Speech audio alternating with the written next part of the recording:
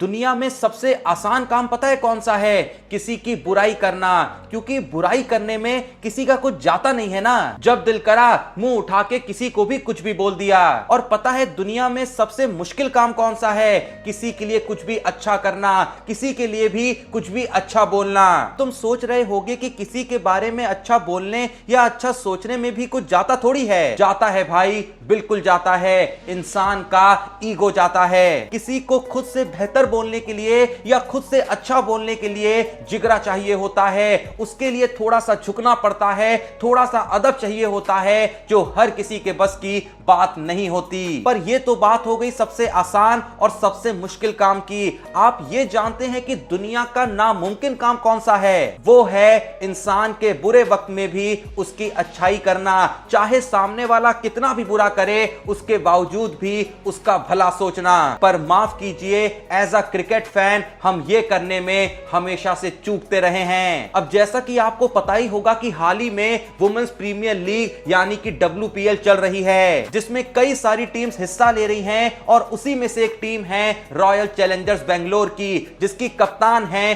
स्मृति मंधाना। वो प्लेयर जो आज के टाइम पे इंडियन टीम की one of the best batsman है। लेकिन जहां पे स्मृति मंधाना RCB की कैप्टन है, तो वहीं पे हम ये भी जानते हैं कि स्मृति मंधाना कोई बहुत एक्सपीरियंस कैप्टन नहीं है। उन्होंने इससे पहले कहीं भी कोई बहुत ज्यादा कैप्टनसी नहीं करी है। कहीं ना कहीं ये उनका एक पहला एक्सपीरियंस ही है। अब ये भी आपको पता ही होगा कि स्मृति मंधाना WPL की one of the most expensive player भी हैं। और जब उनको एक भारी भरकम 3.4 करोड़ के प्राइस पे खरीदा गया था, तो इस चीज ने पूरे ही सोशल मीडिया पे बहुत ज्यादा हाइप क्रिएट कर दी थी। इसका सबसे बड़ा रीजन यही था कि स्मृति मंधाना को रॉयल चैलेंजर्स बेंगलोर ने खरीदा था। और जैसा कि हम सब जानते ही हैं कि RCB की पूरे ही देश में एक मैसिव फैन फॉलोइंग है। ये हाइप धीरे धीरे और ज्यादा बढ़ती गई जब खुद विराट कोहली ने RCB की कैप्टेंसी संभालने के लिए स्मृति मंधाना को विशेष भेजी थी। RCB के सारे ही फैंस ने स्मृति मंधाना से ये उम्मीद लगाई हुई थी कि जो काम इतने साल से RCB की मेंस टीम नहीं कर पाई है, वो काम शायद RCB की वुमेन्स टीम पहली बार करेगी। लेकिन फिलहाल WPL में जो RCB का हाल चल रहा है, उससे हम सब भली भांति वाकिफ हैं। जहां लोग ये आस लगा के बैठे थे कि इस WPL की RCB one of the best team बनेगी, तो वहीं पे हुआ उसके उल्टा और RCB इसी WPL में उसकी सबसे वर्स्ट टीम बन गई। RCB का हाल तो बेहाल रहा ही, पर उसके साथ स्मृति मंधाना भी अपने बल्ले से कोई भी कमाल नहीं दिखा सकी। अब जाहिर सी बात थी कि लोगों को गुस्सा आना था, लोग क्रिटिसाइज करने वाले थे और हुआ भी कुछ ऐसा ही। और इसमें कोई दिक्कत की बात नहीं है। अगर प्लेयर ने खराब परफॉर्मेंस करी है तो जाहिर सी बात है उसको क्रिटिसाइज करा जाएगा।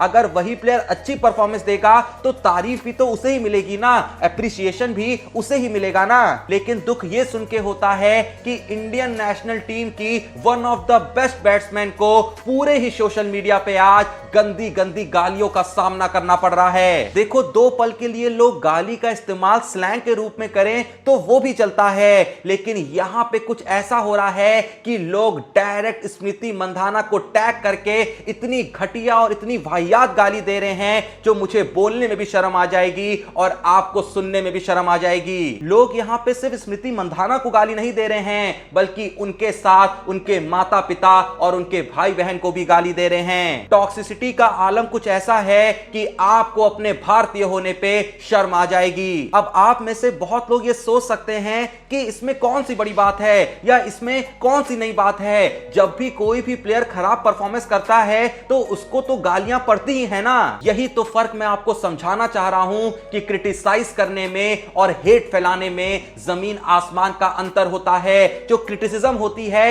वो टेम्पररी होती है और जो हेट होती है वो हमेशा के लिए किसी भी इंसान के दिमाग में अपना परमानेंट धब्बा छोड़ देती है। क्रिटिसिज्म को तो इंसान आज नहीं तो कल भूल जाता है, लेकिन जो हेट होती है वो हमेशा के लिए इंसान के दिमाग में घर कर लेती है। आप दो पल के लिए खुद को स्मृति मंधाना की जगह पर रख के देखिए और सोचिए कि आप जब ऐसे कमेंट्स पढ़ रहे हैं जहां पे बेमतलब आपके घर वालों को लोग उल्टा सीधा बोल रहे हैं, तो आपके दिमाग पे क्या बीतेगी। आप टूट जाएंगे, आप स्ट्रेस में आ जाएंगे, आप डिप्रेस हो जाएंगे, आप अपनी जिंदगी के एक एक डिसीजन पे शक करने लगेंगे कि क्यों मैंने क्रिकेटर बनने की सोची। और पता है इससे सबसे बड़ा नुकसान क्या होगा? देखो, वैसे ही हमारे देश में लोगों के पास कई बहाने हैं लड़की को घर से बाहर ना निकलने देने के लिए, और उससे भी ज्यादा रीजंस हैं उसे स्पोर्ट्स की फील्ड से दूर रखने के लिए। तो ऐसे घटिया शब्दों का इस्तेमाल करके आप वैसे लोगों को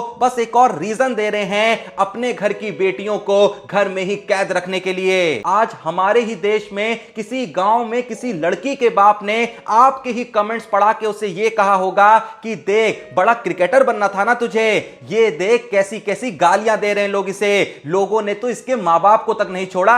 और ऐसे कमेंट्स देखने के बाद आज उस लड़की के पास भी अपने बाप को देने के लिए कोई भी जवाब नहीं होगा। लेकिन इन सारी ही नेगेटिविटीज के बीच मैं यहां पे धन्यवाद देना चाहूंगा none other than Virat Kohli को, क्योंकि जिस चीज पे बड़े बड़े क्रिकेटर्स का रिस्पांस नहीं आया उस चीज के लिए भी सबसे आगे विराट कोहली ही आए। विराट कोहली ने स्टेटमेंट देते हुए स्मृति मंधाना के लिए यह कहा कि I apologize on behalf of all of them, stay strong, people जज you by your time and status, if luck and time are in your favour you are good else not so good. यानी कि लोग तुम्हें तुम्हारे वक्त के हिसाब से अच्छा बुरा बोलेंगे, तुम्हारा टाइम अच्छा तो तुम अच्छे, तुम्हारा टाइम बुरा तो तुम बुरे। और पता है इस चीज को सबसे अच्छे से विराट कोहली क्यों समझ सकते थे? क्योंकि उन्होंने खुद भी हाल ही में सेम चीज फेस करी है। जब पिछले लगभग 2-3 साल में उनका बुरा वक्त चल रहा था तो कुछ ऐसा ही विराट कोहली के साथ भी हो रहा था। 2 पल में लोगों ने भुला दिया था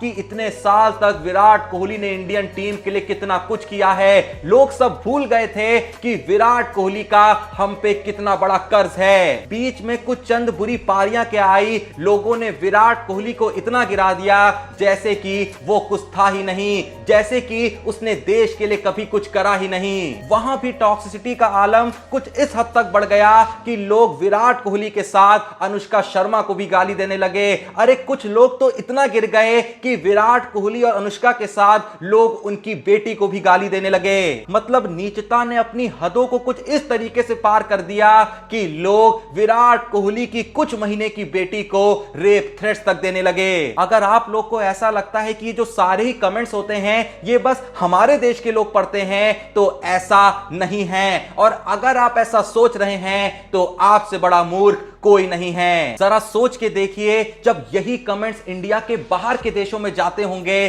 तो वो लोग हम पे हंसते होंगे, वो अंदर ही अंदर इस बात को लेके हमारी खिल्ली उड़ाते होंगे कि ये लोग देखो अपने देश के सबसे बड़े लेजेंड्स के बारे में क्या बोल रहे हैं, इनको कद्र ही नहीं है कि इनके पास कितनी बड़ी चीज है। खैर, मैं जितना समझा सकता था, जितना बता सकता था, उतना मैंने बता दिया। बाकी जो भी ये वीडियो देख रहा है, आपका उन लोगों के बारे में क्या कहना है, 2-2 शब्दों का ज्ञान कमेंट में जरूर बरसाइएगा। वीडियो पसंद आई तो वीडियो को एक लाइक दीजिएगा, और ऐसी ही जबरदस्त क्रिकेट वीडियोस के लिए अभी के अभी चैनल को सब्सक्राइब करिएगा।